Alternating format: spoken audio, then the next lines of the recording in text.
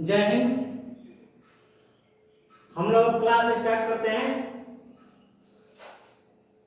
हमें पढ़ना है पॉलिटी। पॉलिटी में हम जानेंगे संविधान को कि संविधान है क्या।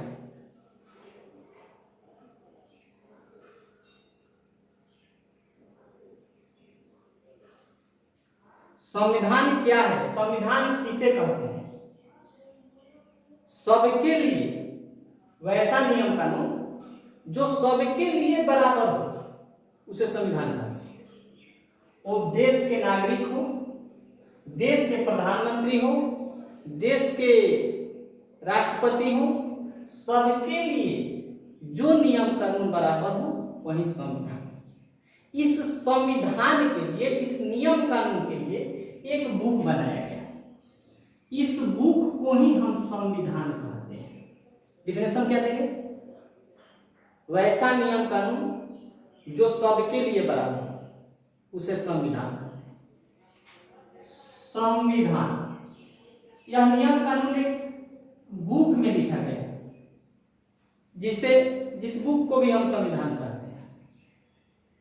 इस संविधान क्या है कि हम इस देश में हैं या कोई भी व्यक्ति इस देश में नागरिक है, हमारे देश का सभी नागरिक संविधान के तहत कार्य करते हैं।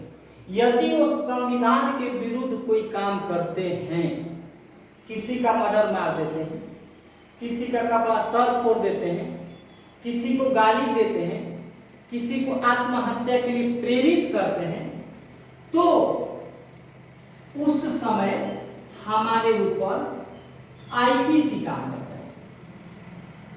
आईपीसी, इंडियन पेनल कोड कब काम करेगा कि जब हम संविधान के विरुद्ध किसी कार्य को करेंगे तब। जब हम संविधान के विरुद्ध किसी कार्य को करेंगे तो उस समय हमारे ऊपर आईपीसी लागू, यानी इंडियन पेनल कोड। इस समय हमको यहाँ पुलिस आएगी और आईपीसी के तहत हमको पकड़ के लेगी। और यहां से क्या होगा कि पुलिस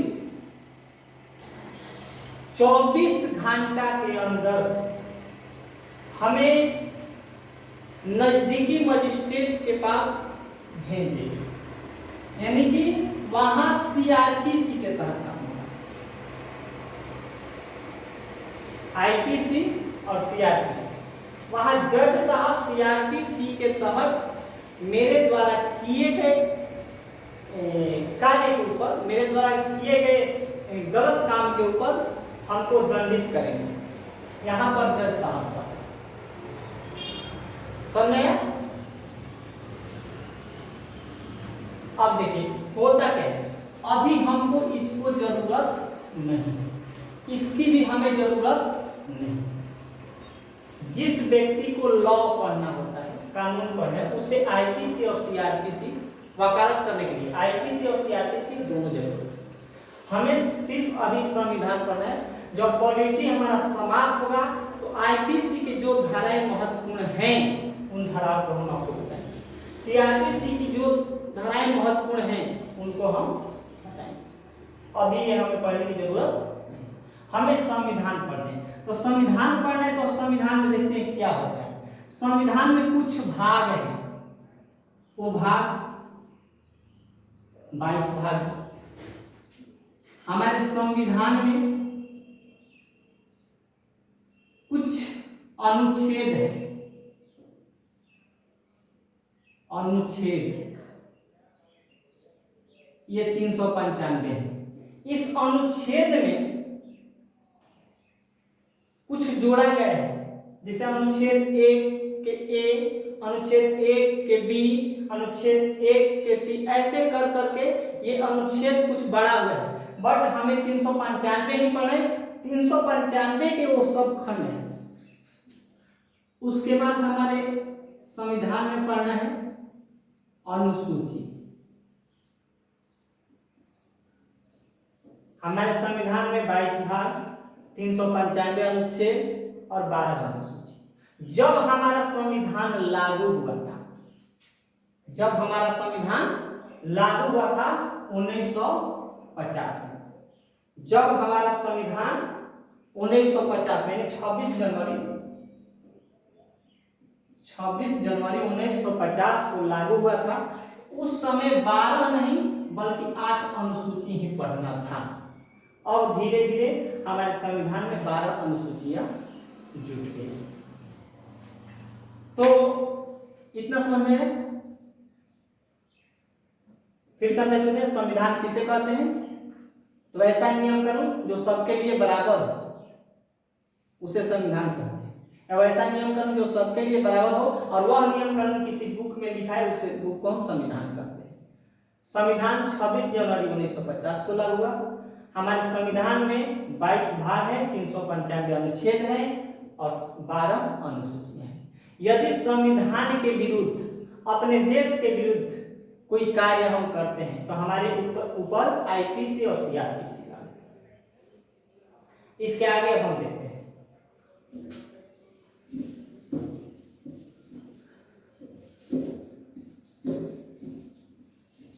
सबसे कम अनुसूची है, 22 भाग हैं, 395 अनुच्छेद हैं और 12 अनुसूची हैं।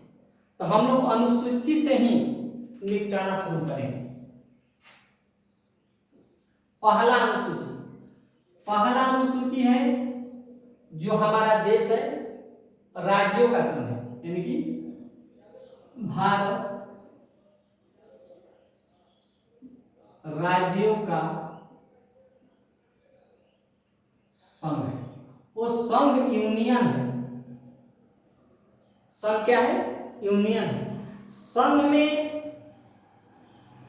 जो यूनियन है, तो यूनियन एक ऐसा शब्द है कि इस संघ में जो जुड़ गया है वो टूट नहीं सकता है। जो जुड़ गया वो टूट नहीं सकता है। और संघ में एक कॉन्फेडरेशन होता है और एक फेडरेशन होता है। कॉन्फेडरेशन में जुड़ा हुआ राज्य टूट सकता है और फेडरेशन में भी जुड़ा हुआ राज्य कुछ कठिनाई के तहत वो भी टूट सकता है। जैसे रूस से टूटकर 15 देश बने, तो पहले फेडरेशन था। क्या था? फेडरेशन। इसलिए हमारे देश के लिए फेडरेशन नहीं बल्कि यूनियन शब्द का प्रयोग किया है। इसके तहत जो भी राज्य जुड़े हैं वो टूट नहीं सकते। जैसे अभी हम तत्काल एक घटना देखते हैं कि जैसे तू चलाते रह गए पत्थर, मैंने हटा दिया 370। अभी जम्मू कश्मीर में हुआ, वहां पर कितने पत्थर चले, कितना क्या हुआ, बट 370 जो था उसे हटा दिया। कुछ लोगों को लग रहा था कि ये नहीं हटेगा, बट हटाया गया। अभी बहुत कुछ है, उतना ही नहीं, अभी बहुत कुछ है जिसमें बदलाव करना है, होगा। हमारे संघ में 28 राज्य हैं। हमारे संघ में 28 राज्य हैं और 8 यूनियन टेरिटरी यानी केंद्र शासित प्रदेश। 28 राज्य और 8 यूनियन टेरिटरी यानी केंद्र शासित प्रदेश। 8 ऐसे राज्य हैं जिस पर केंद्र का शासन चलता है, क्योंकि ये आगे बताया जाएगा, बट इतना हम लोग अभी पॉलिटी के क्लास शुरू किए हैं, तो जितना पढ़ना है उतना ही हम ध्यान देते हैं। पहला हो गया भारत राज्यों का संघ है, और दूसरा है वेतन। हमारे देश में राष्ट्रपति, प्रधानमंत्री जो भी हैं उनका वेतन जो मिलता है अनुसूची 2 के तहत मिलता है। तीसरा है शपथ। जैसे हम चुनाव लड़ते हैं, चुनाव जीत जाते हैं, या नौकरी के लिए जाते हैं, नौकरी में हमें रिज्वाइनिंग हो जाती है, तो हमें शपथ लेना पड़ता है। हम शपथ लेते हैं। शपथ के लिए अब जो भी कि मैं ईश्वर के साक्षी मानकर या मैं इस ग्रंथ को साक्षी मानकर ऐसे करके शपथ लेते हैं, तो शपथ शब्द जो है, शपथ है हमारे अनुसूची 3 के तहत शपथ। लेकिन राष्ट्रपति का शपथ, ये बात ध्यान रखना, राष्ट्रपति का शपथ अनुसूची 3 के तहत नहीं होता है, उनके लिए एक अलग व्यवस्था है। कहाँ है बट अभी नहीं जानते। चौथा है हमारा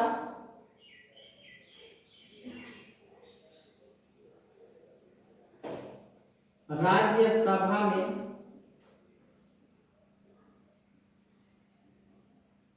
सीटों की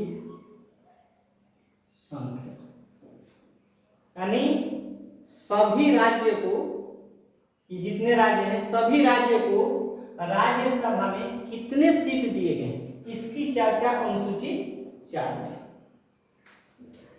अनुसूची 5 में SC ST कानून, SC ST के लिए विशेष प्रावधान दिए हैं, ST SC के लिए विशेष प्रावधान।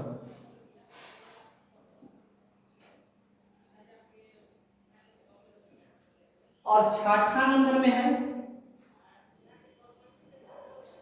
पूर्वोत्तर राज्य।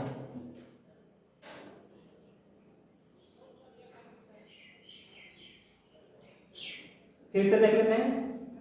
अनुसूची 1 भारत राज्यों का संघ है, अनुसूची 2 वेतन, अनुसूची 3 शपथ, अनुसूची 4 राज्यसभा में सीटों की संख्या, अनुसूची 5 ST ST के लिए विशेष प्रावधान, अनुसूची 6 पूर्वोत्तर।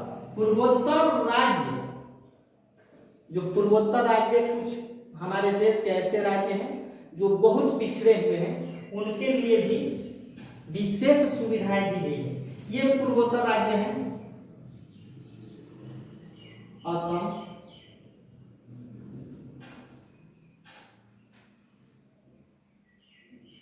मेघालय,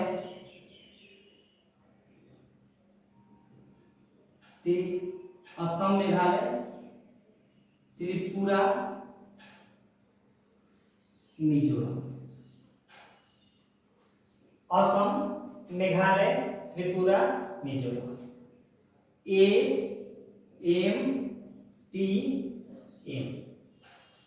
पूर्वोत्तर राज्य असम मेघालय त्रिपुरा मिजोरम, असम मेघालय त्रिपुरा मिजोरम। और सातवां अनुसूची में है शक्ति का विभाजन। का है शक्ति का विभाजन। अब शक्ति का विभाजन क्या है? एक बात ध्यान से, जब हमारा देश आजाद हुआ तो उस समय हमारे देश में 552 राज्य थे। जैसे वीर कुंवर सिंह का अलग क्षेत्र चलता था, हरि सिंह का जम्मू कश्मीर अलग चलता था, जूनागढ़ अलग चलता था। ऐसे करके हमारा देश जो था 552 भागों में बिखरा हुआ था। क्या हुआ था? बिखरा हुआ था। तो 552 भागों में बिखरा हुआ था, तो इसे जोड़ने का काम हमारे देश के मुख्य व्यक्ति, हमारे देश सभी उस समय के लिए इन्हीं के ऊपर था। हमारे देश के लिए सरदार वल्लभ भाई पटेल ने इन्हें जोड़ने का काम किया। यानी कि ये एक बुनिया की तरह बिखरा हुआ था, जिसको लड्डू बनाने का काम सरदार वल्लभ भाई पटेल ने। और 552 को एक लड्डू यानी अपने देश के तहत जोड़ लिए। 552 राज्य जोड़ने में बहुत कठिनाइयां हुई थी। हम लोग आगे पढ़ेंगे तो देखेंगे क्या क्या कठिनाइयां हुई थी। तो कोई भी देश जब बड़ा होता है, तो वहां संघात्मक शासन होता है। क्या होता है? संघात्मक। कोई भी देश जब बड़ा होता है तो वहां संघात्मक शासन होता है। और एकात्मक शासन जहां छोटा हो वहां, जैसे मान लीजिए परिवार है, परिवार में जब एक दो लोग हैं तो वहाँ एकात्मक शासन चलती है, जब वहीं परिवार बड़ा हो जाता है तो वहाँ संघात्मक शासन। समझे? बड़ा देश है इसलिए संघात्मक शासन है, एकात्मक शासन। जब संघात्मक शासन है तो जैसे बिहार के लिए, और बिहार के लिए किसी को दिया गया है कि इस बिहार का देख रेख आप कीजिए, झारखंड का देख रेख आप कीजिए, उत्तर प्रदेश का, जैसे बिहार में भी नीतीश कुमार है, उत्तर प्रदेश में जोगी जी हैं। इस तरह से सबको शक्ति का विभाजन में सबको कार्य का बंटवारा किया गया है कि आप क्या करें। इसमें हम देखते हैं शक्ति का बंटवारा कैसे हुआ।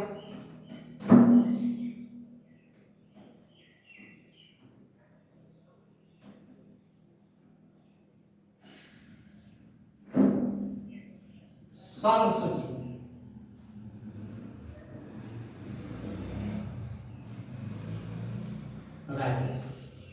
संघ सूची, संघ सूची में उन सभी शक्तियों की व्याख्या की है जो केंद्र सरकार देखेगी, जैसे रेलवे, अंतरिक्ष, एयरपोर्ट,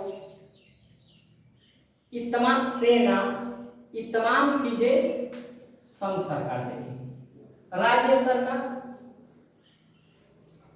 शिक्षा देखेगी, पुलिस देखेगी, ये सब राज्य सरकार देखेगी। साफ सफाई का काम राज्य सरकार करेगी। और सभी शिक्षा जो है वो दोनों देखेगी, संघ सरकार और राज्य सरकार दोनों। तो संघ सरकार और राज्य सरकार जो दोनों मिलकर जिस कार्य को करते हैं उसे समवर्ती सूची,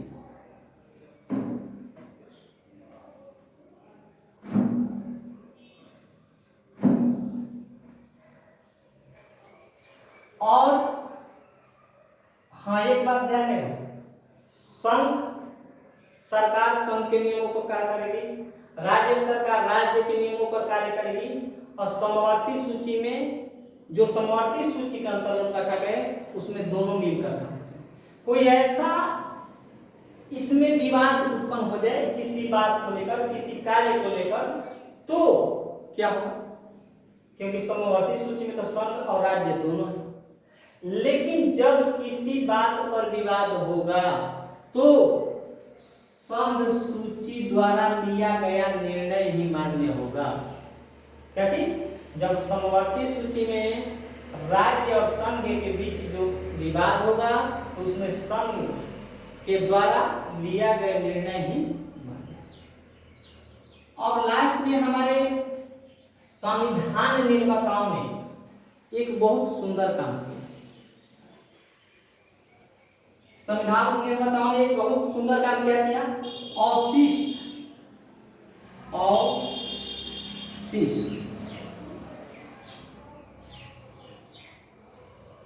अवशिष्ट सूची जोड़ी।